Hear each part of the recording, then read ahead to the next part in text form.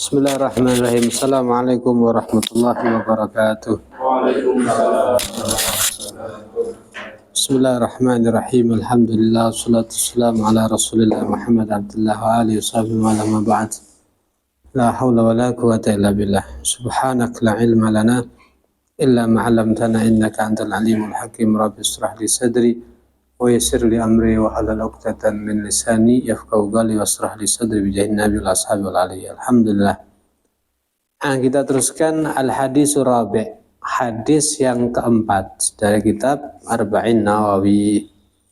An Abi Abdurrahman Abdullah bin Mas'ud radhiyallahu ta'ala anhu qala haddatsana Rasulullah sallallahu alaihi wasallam wa shadiqul masduq inna ahadakum yujma' khalquhu fi batni ummihi arba'ina yawman nutfah summa yakunu 'alaqatan misla dhalik summa yakunu mudghatan misla dhalik summa rasulul malak fayanfukh fi ruh wa yu'mar bi arba'i kalimat bi katbi rizqihi wa ajalihi wa amalihi wa shaqiyyun am sa'id wala la ilaha illa ghairu inna ahadakum la ya'mal bi 'amali al-jannah hatta ma yakuna bainaha illa dhira' fasbika 'ala al-kitab fa yamal bi 'amali an-nar fa yadkhulaha wa inna ahadakum la ya'mal bi 'amali an-nar hatta ma yakuna bainaha illa dhira' fasbiku 'alaihi al-kitab fa yamal bi 'amali al-jannah fa yadkhulaha rawahu Bukhari wa Muslim. Al-hadis rabi', hadis yang keempat dari kitab Arba'in Nawawi. An Abi Abdurrahman, riwayat dari sahabat Abi Abdurrahman yang bernama Abdullah ibn Mas'ud radhiyallahu ta'ala an. Qala haddatsana Rasulullah sallallahu alaihi wasallam, menceritakan kepada kita, kata beliau, Rasulullah sallallahu alaihi wasallam, bahwa shadiqul masduq, Nabi adalah as-shadiq al-masduq, yang jujur, benar dan dibenarkan. Apa kata beliau? Ini perhatikan, Nabi tidak pernah masuk fakultas kedokteran. Dan di saat itu juga mungkin belum ada penelitian dalam masalah janin. Tapi Nabi sudah bercerita tentang janin yang ada dalam perutnya sang ibu. Nabi sudah mengatakan, inna ahadakum, sesungguhnya, kata Nabi, salah satu di antara kalian, yujma' khalguhu, dikumpulkan, khalguhu, terciptanya kalian.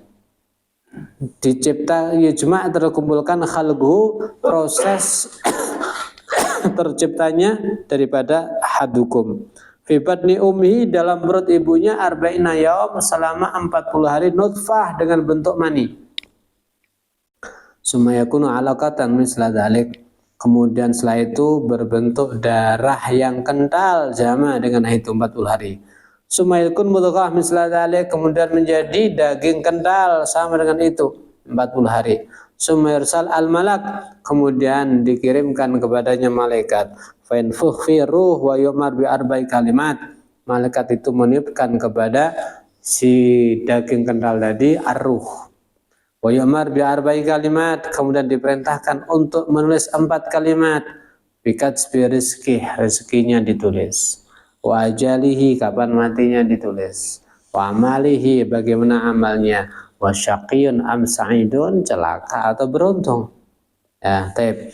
Fawaladzi la ilaha illa ghairuh, demi zat, kata Nabi, yang tidak ada Tuhan kecuali beliau, inna hadakum, ada di antara kalian, la ya'mal bi amali ahli jannah, dia amalnya sejak kecil adalah amalnya ahli jannah, hatta ma yaguna bainahu wa bainaha illa dhira', sampai keadaannya dengan surga ya hanya tinggal 1 dhira' saja, setengah meter mungkin, atau 1 jengkal. Wasbika alaihi kitab, tapi telah mendahului atasnya al-kitab, ketetapan baginya, yakni ahli nar. Maka fayamal bi amali ahli nar, dia akan beramal dengan amalnya ahli nar, fayadkhulaha, sehingga masuk kepada itu neraka. Hadis ini sering terjadi kekeliruan dalam memahami. Ya, sehingga kadang-kadang hadis ini yang fawalati tadi, kalian sejak kecil adalah amalnya ahli jannah. Kemudian kamu dengan jannah tinggal 1 jengkal saja. Tapi ternyata catatannya kamu ahli neraka. Tinggal masuk surga, kamu amalnya ahli neraka dan masuk neraka. Kadang-kadang hadis ini kalau salah memahami berarti apa? Ada apa kita repot-repot beramal? Kalau seandainya toh kita ahli nar, ya neraka. Coba nanti akan kita bahas. Banyak orang awam tertipu dengan hadis ini. Kemudian wa inna hadakum la ya'mal bi amal ahli nar. Dan salah satu kalian akan beramal dengan amalnya ahlun nar. Hatta ma yaguna bainahu wa bainal dhira, sehingga keadaannya dengan neraka hanya tinggal 1 dhira saja. Fa isbika alaihi kitab, tapi telah mendahului atasnya catatan baginya, ayani ahli jannah, fayamal bi ahli jannah, sehingga sejak kecil ahli nar amalnya, tapi tinggal 1 langkah saja masuk neraka, cuman dia dicatat sebagai ahli jannah, sehingga mau mati fayamal bi amal ahli jannah, dia mau mati akan beramal dengan amal ahli jannah, fayadkhulaha, sehingga masuk kepada jannah. Rawahu Bukhari wa Muslim. Sebelum kita lanjutkan, sebenarnya hadis tadi tentang masalah sejak kecil ahli jannah dan seterusnya tadi adalah bentuk motivasi kepada kita, sebanyak apapun amal kamu, sebelum kamu mati kamu nggak tahu apakah kamu min ahli nar atau min ahli jannah. Sehingga supaya kamu nggak mudah sombong dengan amal kamu, ya maka ada hadis yang seperti itu. Dan Islam itu sangat benci kepada kesombongan. Orang itu biasa sombong itu karena maaf, 1 punya harta banyak, kadang-kadang punya ilmu atau punya amal banyak. Kadang-kadang memicu kepada sombong. Jadi kamu belum dikatakan sukses kalau kamu belum melewati Shiratal Mustaqim. Belum. Ini masih pemula kita. Masih jauh lagi perjalanan kita. Maka daripada itu, hadis ini justru memotivasi kamu yang sudah banyak amal, semakin kenceng lagi amalnya. Kenapa? Kamu gak tahu. Kemudian hadis ini memotivasi kepada kamu supaya kamu sudah banyak amal, semakin geragas amal kamu. Kenapa? Kamu gak tahu di amal yang mana, walaupun kecil, ternyata bersama dengan ridha Allah Subhanahu wa Ta'ala yang mengubah kondisi kamu. Harusnya seperti itu. Ini hadis kalau diterima orang yang imannya benar, orang yang akidahnya lurus. Tapi kalau imannya keliru, imannya tipis, pemahamannya mencering, hadis ini menjadikan sebab dia akan jatuh daripada amal. Iya, sekarang gini aja sudah. Sebenarnya kalau kita berbicara materi dunia, ini sudah sangat jelas dari beberapa ayat dan hadis bahwa semuanya punya jatah masing-masing. Kemudian semuanya udah ditanggung rezekinya. Ini kita bicara materi. Tapi kalau bicara akhirat nggak ada jaminan secara khusus. Harus ada ikhtiar. Secara materi saja yang sudah ada jaminan, Anda punya satu kesimpulan. Kalau pengen kaya, pengen panen, dia nanam. Kalau ada orang nggak punya tanaman, nggak punya lahan, juga nggak menanam, kemudian berkata, semoga ya ntar lagi kita panen durian. Diketawain nggak kira-kira? Jadi ketawain, dari mana ente panen durian? Ente punya ladang, ente tidak tanamin durian. Lebih parah lagi, kau gak punya ladang juga gak menanam. Demikian kalau ada orang, maaf dengan mudahnya ya, semoga-moga ya senajan awet dikira sholat raposo iki muga ahli jannah amin. Tapi khusnudzon ae karo Gusti Allah gitu ya. Perhatikan ini, Anda kalau bicara materi yang sebenarnya sudah ada jaminan. Kalau Anda aja punya rumus, kalau nggak sungguh-sungguh nggak bisa panen. Ini yang sudah ada jaminan, apalagi yang nggak ada jaminan. Berarti kalau Anda nggak sungguh-sungguh, kemudian Anda berharap panen, ini berarti apa? Konsep Anda sak geleme dhewe jenenge maksudnya, sak penak udele dhewe gitu berarti. Sebenarnya yang lebih jauh lagi akan kita bahas itu terkait itu. Sekarang dari awal aja dulu. Tadi hadis riwayat dari Sayyidina Abdullah bin Mas'ud. Siapa Sayyidina Abdullah bin Mas'ud? Abdullah bin Mas'ud adalah salah satu sahabat Nabi Muhammad SAW. Beliau masuk Islam karena nggak sengaja. Waktu Nabi kita Muhammad SAW berjalan dengan Sayyidina Abu Bakar. Ya. Waktu itu Sayyidina Abdullah bin Mas'ud yar'a ghanam, sedang mengembala kambing untuk dapatkan opah miliknya Uqbah ibnu Abi Mu'aid, seorang kafir. Uqbah ibnu Abi Mu'aid ini adalah seorang yang kafir. Fagal, maka Nabi berkata, ya gulam, hal indak min laban tusqina. Kamu, apakah kamu punya susu yang bisa kita minum? Qal, na'am walakinni mu'taman. Oh iya, tapi saya ini cuman mu'taman, orang yang dikasih amanah, ini bukan punya saya. Qal, hal indaka jad'ah lam yaj'al fahl. Apakah mungkin ada ya kambing atau apa yang sudah tua yang kira-kira gak bisa mengeluarkan susu? Oh iya, kalau itu ada.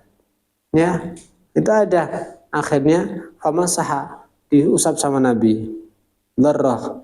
Dhar'aha. Ini puting daripada kambing tadi, onta tadi. Diusap. Ya, diusap. Apa? Wada'a, dan Nabi baca doa. Famtala dhar'aha, tiba-tiba putingnya langsung mentek-mentek kalau bahasanya. Susunya langsung banyak. Fahalaba fina'in, maka langsung didekpuh dalam satu wadah. Kemudian diminum oleh Abu Bakar. Diminum oleh Nabi Muhammad SAW. Setelah Nabi dan Abu Bakar serasa cukup dengan itu susu, maka Nabi berkata, sudah ngempeslah kamu sekarang. Setelah butuhannya cukup, disuruh ngempes. Sing delok iki masyaallah, iki sapa iki ngene iki ya? Ya, sapa iki? Maka ada banyak riwayat mengatakan ketika tahu seperti itu, wah, saya mbok diajari, itu caranya gimana bisa seperti itu? Maka kata Nabi, innaka ghulamun mu'allam. Innaka ghulamun mu'allam. Dia berkata, "Fa'alimni min hadzal gaul." Saya dikasih mantranya apa itu? Kata Nabi, "Innaka ghulamun mu'allam." Kamu lelaki yang akan terdidik. Maka sejak saat itu beliau ada simpati dengan Islam dan akhirnya beliau masuk Islam. Nabi berkata, "Kamu menjadi seorang yang terdidik." Dan ucapan Nabi benar-benar menjadi tahqiq. Yang kemudian hari Sayyidina Abdullah bin Mas'ud mengatakan, demi Allah, tidak ada di atas dunia ini. Waktu itu beliau ngomong zaman Khalifah Sayyidina Utsman bin Affan. Tidak ada orang yang paling alim dengan kitab Allah ya setelah Ali kecuali saya. Ya, artinya apa? Kalau saya dengan Sayyidina Ali kalah. Tapi setelah Sayyidina Ali nggak ada yang ngalahkan saya. Alim benar Sayyidina Abdullah bin Mas'ud. Beliau mengatakan tidak ada satu ayat yang diturunkan oleh Allah kepada Nabi Muhammad kecuali saya hafal. Saya tahu apa tafsirnya, saya tahu apa asbab nuzulnya, apa hadis yang berkaitan dengan ayat tersebut. Hafal semuanya. Kalau kita ada ayat turun, hafal enggak kira-kira? Kita ngaji 4 hadis, kira-kira enggak ada yang hafal loh ini. Ada ayat turun, hafal semuanya. Sampai kalau seandainya kata beliau ada orang yang lebih paham dengan ayatnya Allah, saya akan datang belajar kepadanya. Maka daripada ini sampai hari ini, kalau Anda belajar ilmu, apakah tafsir, apakah tentang qiraah, kan itu melalui sanad-sanad yang paling dekat dengan Nabi, nanti pasti syekh Anda, guru Anda yang paling atas adalah melalui Sayyidina Abdullah bin Mas'ud. Kesana nanti sanadnya. Tanpa beliau mungkin nggak ada guru-guru kita mungkin ya.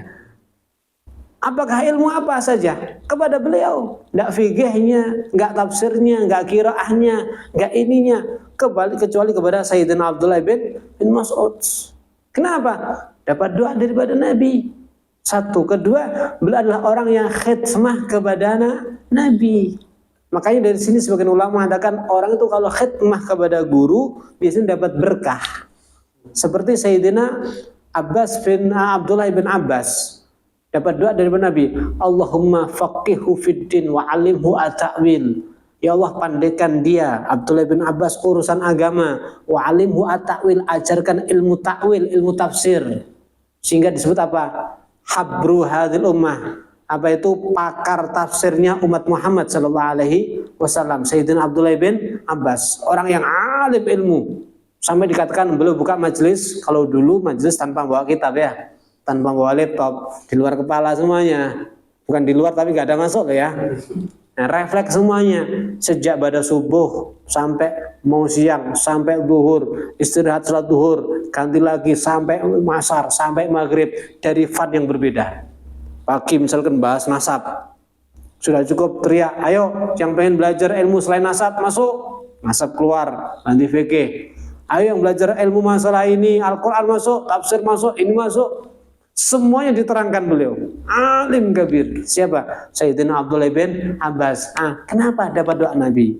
Dalam sebuah riwayat disebutkan beliau pernah membawa air untuk keperluan wudhu Nabi Muhammad SAW. Khidmah kepada Nabi sehingga dapat doa daripada Nabi Muhammad SAW. Sayyidina Abdullah bin Mas'ud demikian seorang yang alim ini adalah salah satu pembantu daripada Nabi Muhammad SAW. Sehingga dari sini para ulama mengatakan kalau orang menjadi pembantu kita mungkin jadi orang bodoh selamanya. Kalau perlu kita cari pembantu jangan pandai-pandai, soalnya nanti nyuri ilmunya kita. Cari pembantu yang bisa dipeluk kutu gitu maksudnya. Kalau pandai-pandai dia nyuruh ilmu kita, buka yang sama dengan kita, hancur sudah kita. Kalau pembantunya Nabi Muhammad jadi ulama besar. Pembantu Nabi Muhammad jadi orang alim kabir. Seperti Sayyidina Abdullah bin, ini pembantunya Nabi. Sampai karena kesetiaan Sayyidina Abdullah bin Mas'ud selalu bersama dengan Nabi, ulama mengatakan seperti bayang-bayang Nabi. Manusia itu nggak bisa berdiri, artinya manusia itu di mana-mana selalu bersama dengan bayang-bayangnya. Artinya tidak ada Nabi kecuali ada Sayyidina Abdullah bin Mas'ud dengan setianya terus mendengarkan hadis Nabi dan dihafal terus. Dihafal terus, ayat turun hafal, semuanya hafal. Dan beliau spesialis adalah yang membawa sandalnya Nabi Muhammad SAW. Maka karena takrim mengagungkan sandal Nabi, ketika beliau selalu dikasih minyak wangi untuk menaruh daripada sandal Nabi Muhammad SAW. Nabi masuk lokasi langsung diambil sandalnya. Nabi kemudian mau keluar ditatakan sandalnya. Ini adalah Sayyidina Abdullah bin Mas'ud. Seorang yang selalu berkhidmah kepada Nabi Muhammad SAW. Baik. Kemudian Sayyidina Abdullah bin Mas'ud dikatakan kana syadidul ujmah. Ini belum datang Mas Bambi. Untung tidak kita tunggu. Beliau adalah orang khafiful laham. Dagingnya ini sedikit. Qasir jiddan nahwal dhira'. Beliau adalah sangat pendek sekali. Tinggi beliau sekitar 1 dhira'. 1 dhira' itu setengah meter. Dakiku sakain, berarti bisa dibayangkan kalau setengah meter betisnya seberapa kentolnya. Kecil berarti. Ya, akhad yajtani siwak minal arak. Maka suatu ketika beliau naik di satu pohon untuk ngambil kayu arak, jadi siwak. Ambil siwak ya, siwak-siwak seperti ini. Fajaladrit takufuh. Maka ketika dia naik, ada angin yang kencang membuka daripada baju beliau sehingga kelihatan betisnya. Orangnya tingginya sekitar setengah meter lebih dikit. Kemudian betisnya seberapa? Diterpa angin kelihatan. Fadhahak al-gaum. Maka orang yang di samping langsung ketawa. Ketawa itu apa? Ya nganggap lucu gitu. Faqala Rasulullah, mimma tadhagun? Mimma tadhagun? Ada apa kalian ketawa? Faqalu ya Rasulullah min dikasaqah. Lucu itu ya Rasulullah. Lucu apa? Betisnya Abdul Mas'ud kecil mungil gitu ya. Maka kata Nabi, walladzi nafsi biadih. Demi zat yang nyawaku ada pada genggamannya, lahuma fil mizan asqal min Uhud. Yang kecil itu kalau nanti ditimbang daripada timbangan amal akan lebih berat daripada gunung Uhud.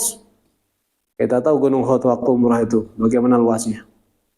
Ya, artinya apa? Jangan remehkan.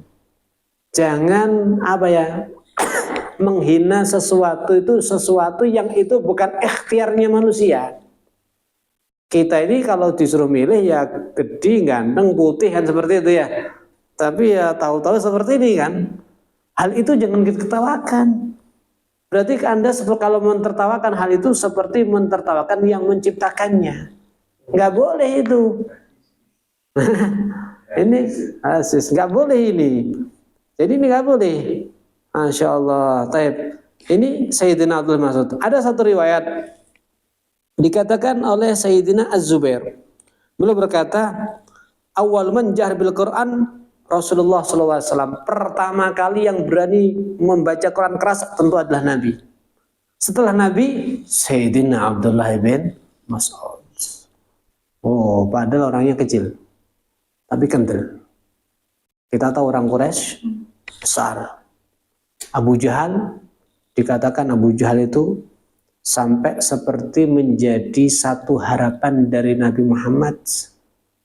Apa? Seandainya kekuatannya, badan yang besar, kecerdasannya, status kepemimpinan dan kehormatannya di kaum orang bangsa Quraisy itu masuk kepada Islam, maka akan menjadi super power kekuatan bagi Islam. Ini harapan Nabi.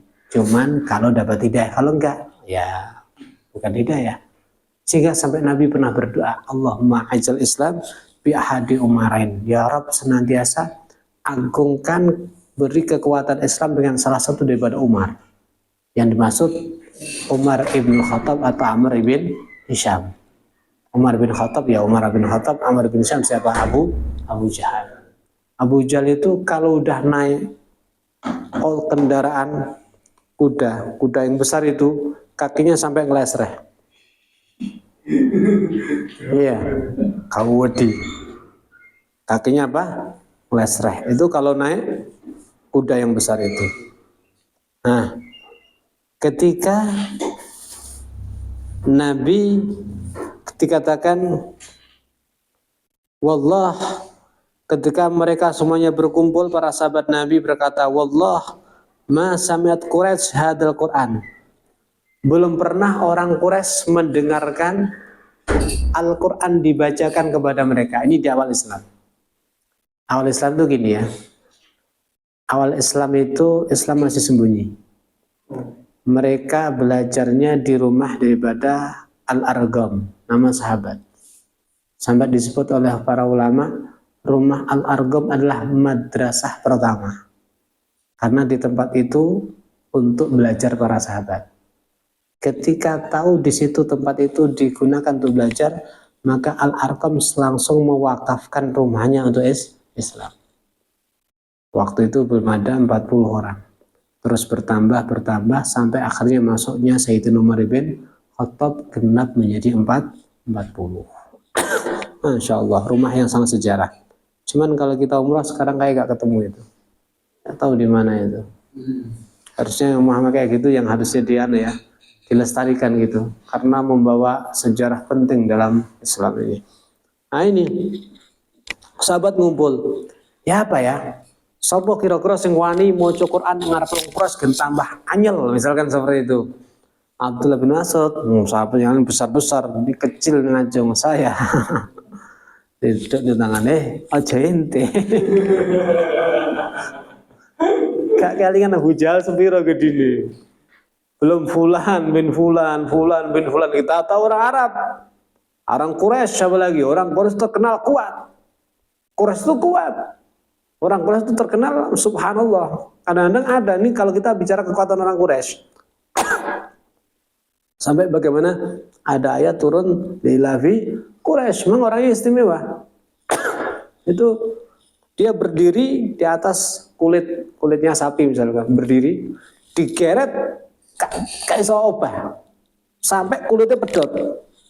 Nah, saman kuat ya nyiwak kulit sapi. Ini kekuatan orang Quraisy. Makanya ketika diceritakan dalam ayat itu, nanti di neraka itu ditunggu malaikat jumlahnya sekian. Berapa disebutkan? Wah, lemek pitulas misalnya. Awadi maju loro beres. Kita biasanya 1 lawan 10. Monyet gitu ya. Memang seperti itu orang Quraisy, kuat. Makanya Abdullah Mas'ud ngajeng duduk dari sahabatnya, aja ente. Yang kita inginkan lelaki.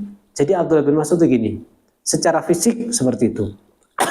Secara harta nggak bisa makan kecuali ngembala kambing. Minim sekali kan? Secara nasab bukan daripada orang Quraisy. Aslinya bukan daripada orang-orang bangsawan. Kalau orang-orang Quraisy seperti Nabi Muhammad kan termasuk Quraisy. Nabi berdakwah, ada yang melindungi Abu Thalib. Sungkan mereka mengganggu. Tapi kalau orang-orang yang lemah, Sayyidina Bilal bin Rabah ditangkap, yang nggak punya pelindung ya, ditangkap, disiksa. Kalau punya pelindung nggak bisa. Sayyidina Abu Bakar misalkan nggak ada yang berani. Kecuali kondisi tertentu mereka nekat.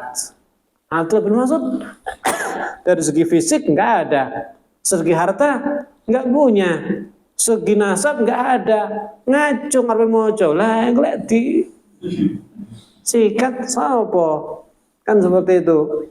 Akhirnya diumumkan lagi, siapa yang berani? Tetap belum mengatakan saya berani, ya saya berani. Akhirnya belum maju, tenan belum maju, langsung dibaca.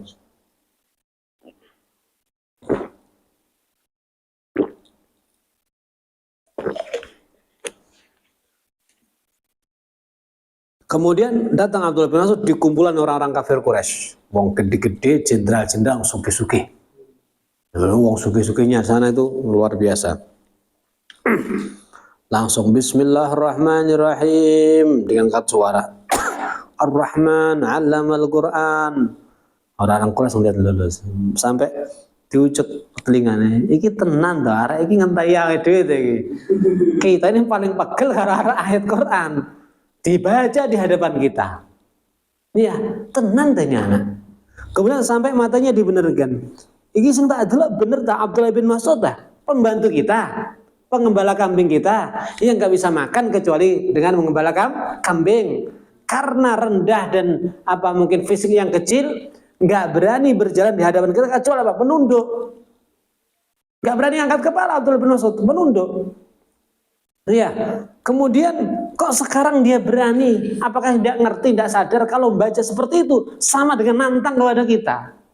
Tetap dibaca. Loh, tenan berarti langsung bareng-bareng dihajar ini. Abu Jahal yang paling kuat ya, dicekel kupingnya diangkat. Dia tinggi.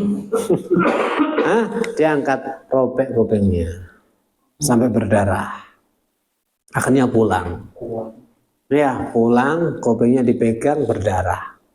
Ketika pulang didampingi sama Jibril. Yang tahu Nabi Muhammad SAW, Abdullah bin Mas'ud menangis, Jibril ketawa.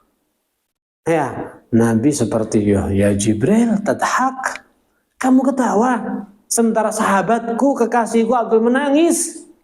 Ya Rasulullah, engkau akan tahu makna ketawa saya.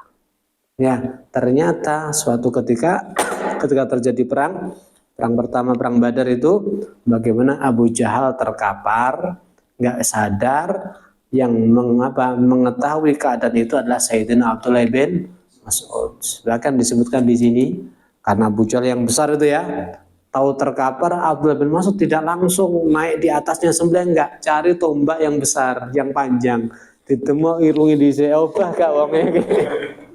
Oh banget deh ini pak. Gede rasa kita orang kecil. Temu irungi kau pak. Temu nih kau pak. Wah ini sudah sakarat ini. Kesempatan ambil pedang langsung ditindih sininya, dadanya. Ayo, mau apa kamu? Itu lihat. Abu Jahal dalam kondisi seperti itu masih kita itu. Kamu telah naik sebuah gunung yang kokoh, Pak Dodo soalnya ya. Nah, kalau dia bos dinamai cah cilian, kamu telah naik sebuah gunung yang kokoh, yang nggak ada yang berani naik saat itu. Gini, sik sombong, sik, harus coba ini sik, aku tekok, sing menang sopo, boloku apa bolomu. Jadi sik, gak nyerah, gak tobat. Kata Allah, minna, kita yang menang. Kata Abu Jahal, tahukah kamu Abdullah bin Mas'ud, sebenarnya saya nggak kalah dengan kalian. Saya cuma kalah dengan pasukan di pihak kalian, pakai baju putih, jubah putih, imamah putih. Siapa mereka? Nggak tahu Abdullah bin Mas'ud. Yang kemudian ditanyakan kepada Nabi Muhammad SAW, mereka adalah para malaikat. Jadi saya nggak gelem ngaku ya kalah. Aku duduk kalah harus kambayan. Terus kemudian, kalau kamu ketemu Muhammad, sampaikan, aku akan terus memusuhi kepadanya. Dan hari ini permusuhanku yang paling dasar kepada Muhammad. Cuman terakhir, kalau kamu mau nyembelih saya, jangan mepet-mepet, agak bawah. Ya, supaya ketika kau datangkan kepala saya di hadapan Muhammad, saya tetap kelihatan muhaban azima, menakutkan, agung, besar, wibowo. Tapi mudar kayak gini-gini. Makanya ketika hal itu semuanya diceritakan kepada Nabi, Nabi gedek-gedek, Masya Allah. Inna likulli nabi Fir'aun. Setiap Nabi itu Allah siapkan musuh yang kuat seperti Fir'aun. Wa Fir'auni, tapi Fir'aun yang Allah siapkan untuk aku asyaddu, lebih kuat dan kokoh daripada Fir'aunnya Nabi Musa.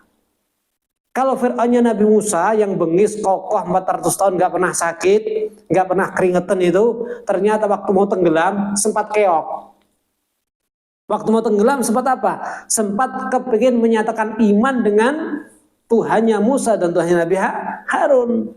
Kalau Abu Jahal mau mati seperti itu, sampaikan aku akan terus memusuhi Muhammad, dan hari inilah permusuhanku yang paling dahsyat. Gak ada keyoking, gak ada nyerahnya.